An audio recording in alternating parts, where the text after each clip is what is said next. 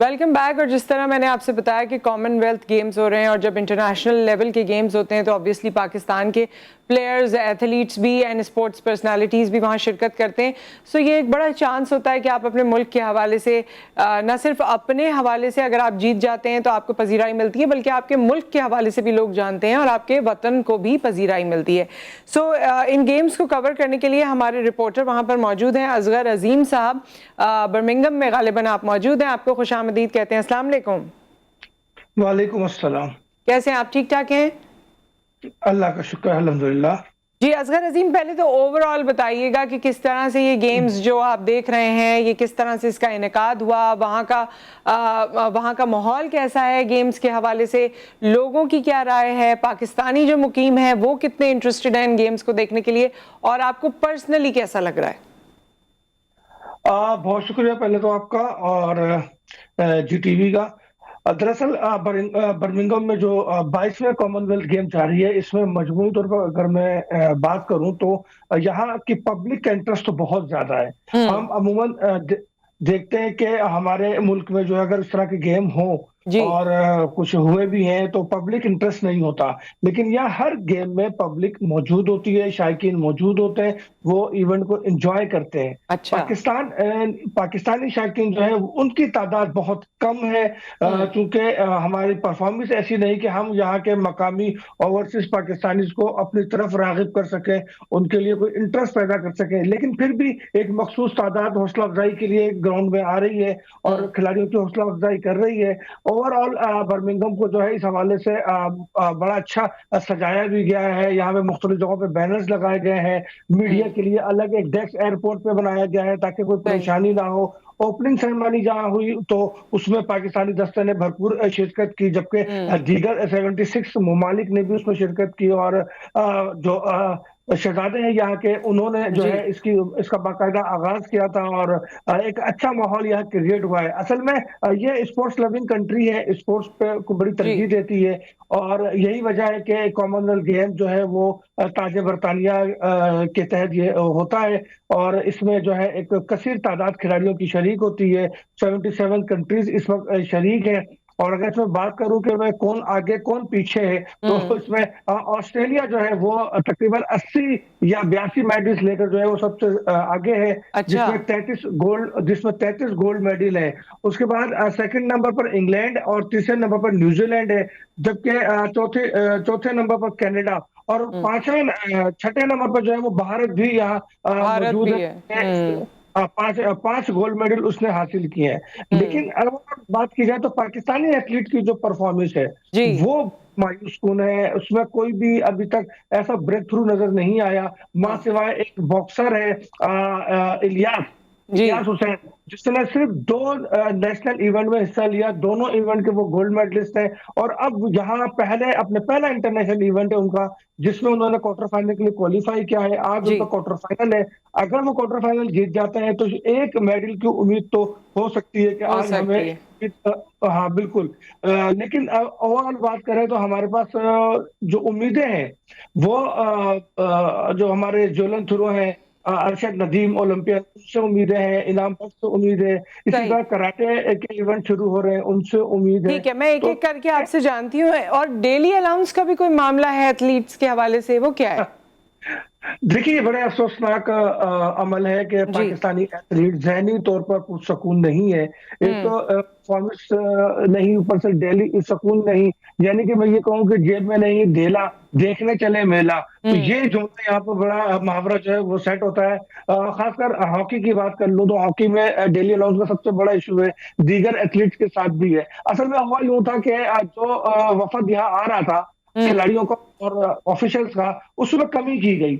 और उसमें कमी करते करते जो है 103 या 104 के जो है फिगर सामने आया, हम्म। जिसमें पाकिस्तान बोर्ड ने ये कहा कि हमारे पास फंड कम है, तो हम 52 को पे करेंगे, तमाम अखराजात उठाएंगे, और 44 को जो है वो पाकिस्तान ओलंपिक और जो मुतल्लिका स्पोर्ट्स फेडरेशन है वो हम्म। उन अखराजात को बर्दाश्त करें।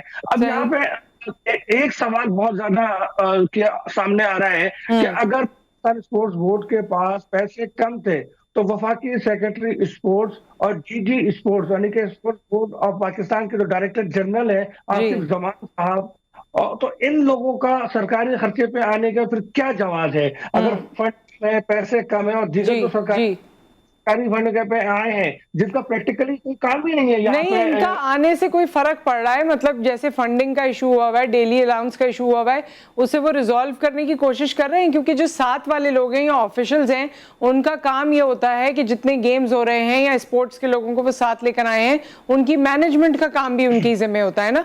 तो आपको कोई मैनेजमेंट करते हुए वो दिखाई दे रहे हैं या वो अपनी इंजॉयमेंट करते हुए दिखाई दे रहे हैं?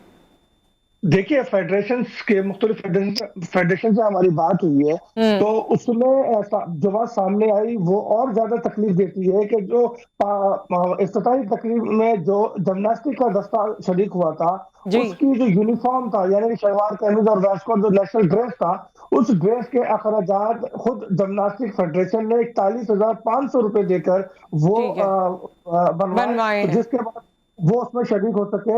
इसी तरीके से एक डेवलपमेंट कल हुई, जिसमें जो ब्रिगेडियर खालिद सज्जाद खोखर है, पाकिस्तान हॉकी फेडरेशन के सदर, उन्होंने जूम मीटिंग की अपने खिलाड़ियों से हॉकी के, और हम्म। उन्हें तसल्ली दी, एक बार फिर तसल्ली दी, क्योंकि हॉकी के खिलाड़ियों के जो डेली अलाउंस का इशू है वो पुराना इशू है, और वो यहाँ बहुत ज्यादा तकलीफ का बाइस बना जब खिलाड़ी बहुत ज्यादा मायूस हुए। तो कल उन्होंने कहा कि जी आपके मसाइल हल हो जाएंगे, आप पाकिस्तान के लिए खेलें। तो भाई, पाकिस्तान के लिए खेलने तो वो आए हैं, लेकिन हम्म। आप लोग कौन से अखराजात पर आए? आप हम्म। लोग जो है अगर खुद ना आते और वही पैसे इन बिल्कुल एथलीट्स को दे देते और बिल्कुल। इनके मसले हल होते, तो ये ज्यादा बेहतर था।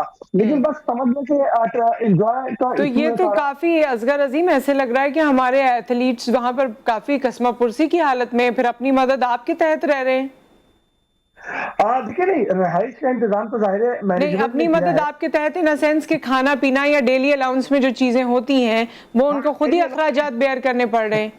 हाँ, डेली जो अलाउंस है उसमें 44 जो प्लेयर्स हैं वो खुद ही प्लेयर्स एंड ऑफिशियल वो अपना खुद ही सही। उसको अफोर्ड कर रहे हैं, और इसमें अभी तक गवर्नमेंट की तरफ से कोई अपडेट नहीं आई है। हम्म। बल्कि हैरत की बात तो ये है कि रवानगी से कबल एक शर्त यह रखी गई कि जनाब आप मेडल जीतेंगे तो हम जो है आपको स्पॉन्सर देंगे, पैसे देंगे।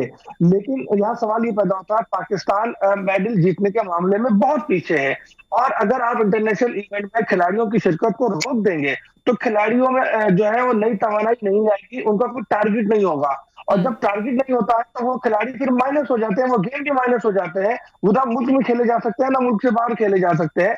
तो सही। एक सोच डेवलप और एक सिस्टम डेवलप करने की जरूरत है कि खिलाड़ियों को जो है वो इतना ट्रेनिंग दी जाए, इतनी ट्रेनिंग दी जाए, ताकि वो आगे जाकर कोई मेडल जीत सकें और अपनी हम्म। परफॉर्मेंस से पाकिस्तान का नाम रोशन कर सकें। अब यहाँ हम्म। होता यह है कि किसी इवेंट पे अच्छा, जाने से एक पहले चीज और चंद मैं दिन। आपसे जानना चाहती हूँ असगर अजीम, वहां तो जैसे तैसे पहुंच गए हैं और ये तमाम मामलात हो रहे हैं, लेकिन कॉमनवेल्थ गेम्स जो हैं, दूसरे ममालिक जो भी इंटरनेशनल गेम होता है उसकी तैयारी बहुत पहले से शुरू कर देता है। हमारे यहाँ लोगों को पता ही बड़ी देर में चलता है, फिर ये उनको अनसर्टेनिटी होती है कि आया हम जा भी रहे हैं या नहीं, पार्टिसिपेशन हो भी पाएगी या नहीं। तो हमारे यहाँ खिलाड़ियों के साथ क्या पहले से माइंड मेकअप हो चुका था, पहले से तैयारी थी, या ये आनन फानन ही हुआ है सब? देखिए, पहले से जो तैयारी थी उसमें बार बार रद्दोबदल किया गया, कैंप ठीक है। बहुत देर से लगाए गए, और उस कैंप में जो चीजें रिक्वायर्ड होती हैं वो भी प्रोवाइड नहीं किए गए। हम्म। अब अगर खिलाड़ी तैयार हो और उसको जाने से 2 दिन पहले आप ये कहें कि आपको मैंने ड्रॉप कर दिया, अब आप नहीं जाएंगी, तो आप सोचें कि उस खिलाड़ी का मोरल कितना डाउन होता है। वो खिलाड़ी देखें, एक तो मेरिट पे सिलेक्शन भी नहीं होती हमारे यहाँ, सबसे जी, दूसरा बड़ा इशू इशू है वो ये है कैंप की। जी, फेवरेटिज्म हाँ, होती है जी। बिल्कुल, फेवरेटिज्म के हवाले से भी यहाँ कई प्लेयर ऐसे हैं जिनको मैं समझता हूँ कि इनकी जगह रिप्लेसमेंट हो सकती थी और एक अच्छे प्लेयर आ सकते थे, लेकिन ऐसा नहीं है। और खुद जो परफॉर्मेंस है, अब मैं अगर अनिला गुलजार की बात करूं तो वो जो एथलीट है 100 मीटर रेस में उन्होंने हिस्सा लिया, लेकिन उन्होंने जो है वो परफॉर्मेंस जो है वो 100 मीटर की जो फासला था वो 10 सेकेंड आई थिंक 2:08 पे उन्होंने उसको चेस किया, जो कि मैं हम्म। समझता हूँ कि पूरी परफॉर्मेंस है, ऐसा नहीं होना चाहिए था। लेकिन उसका पॉजिटिव पहलू ये आया कि उन्होंने अपना नेशनल रिकॉर्ड जो है वो बेहतर कर लिया। तो हम्म। खुद फेडरेशन के प्रेसिडेंट वो कहते हैं कि ये अच्छी परफॉर्मेंस है और हमें चाहिए कि इसको सपोर्ट करें। तो हमारे प्लेयर जिस कैटेगरी में है उस कैटेगरी में वो यही छोटी छोटी परफॉर्मेंस ही दे सकते हैं, इस वक्त बड़ी ठीक। परफॉर्मेंस इनसे कोई उम्मीद नहीं है हमें। हाँ, अरशद अगर थ्रो करता है, चूंकि लास्ट टाइम अभी वो वर्ल्ड गेम से होकर आए हैं और वहां उन्होंने 86 आई थिंक मीटर की जो है वो ज्वलन थ्रो कर चुके हैं वो, तो अगर अरशद परफॉर्म करता है और वो 90 का टारगेट अचीव करता है 90 मीटर्स का, तो मेरा ख्याल है कि वो हमारे लिए मेडल पाकिस्तान के लिए जीत सकता है।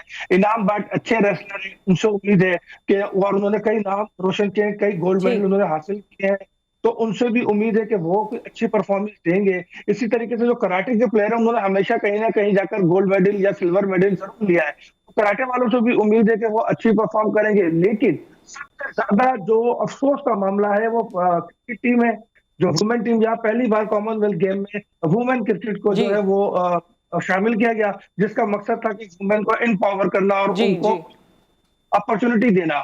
और इस लिहाज से जो पाकिस्तान टीम यहाँ आई, उसकी परफॉर्मेंस जो है वो बहुत ज्यादा मायूसकुन रही। पहला मैच हम हारे हैं बारबाडोस के खिलाफ, और वो जीता हुआ मैच था, 15 रन से हम उसको हारे हैं। 50 हमने डॉट बॉल खेली है। T20 जैसे मैच में ऐसा नहीं होता, शॉर्ट फॉर्मेट में, कि हम इतने ठीक डॉट है असगर अजीम, थैंक यू सो मच, आपने हमें तमाम तर तफसीलात से आगाह किया और जाहिर है आपके पास काफ़ी सारी बातें और भी हैं बताने के लिए, लेकिन वक्त हमारे पास क्योंकि कम हो जाता है तो हम इतना ही इन्फॉर्मेशन अभी पहुंचा सकते थे। और बल्कि मेरी तो रिक्वेस्ट होगी कि जो जीत कर आएँ फिर हम बुलाना चाहेंगे उनको अपने प्लेटफॉर्म पे, और पजीराई बिल्कुल होनी चाहिए क्योंकि बहुत मुश्किल हालात में पाकिस्तान में प्लेयर्स जो हैं या स्पोर्ट्स पर्सनैलिटीज़ काम कर रही होती हैं, खेल रही होती हैं, और अपने मदद आपके तहत भी वो इस लेवल तक पहुँचती हैं। लेकिन बड़े सारे क्वेश्चन मार्क और भी इन्होंने उठाए हैं। आई होप कि गवर्नमेंट कुछ कान धरेगी इस हवाले से कि वो लोग जो इररेलेवेंट थे या जिनकी ज़रूरत नहीं थी या जिनके फंड्स बेहतर जगह यूटिलाइज हो सकते थे, उनके लिए डिसीजन मेकिंग क्यों की गई, उनको क्यों भेजा गया। विद दैट एक ब्रेक आ गया। ब्रेक के बाद एक बड़ा ही उम्दा टॉपिक है आज जिसको हम डिस्कस करेंगे, और वो हमारी ज़िंदगियों पे बड़ा असर डालता है। क्यों, कैसे, कब, कौन हमारे साथ होगा, सब मालूम हो जाएगा इस ब्रेक के बाद।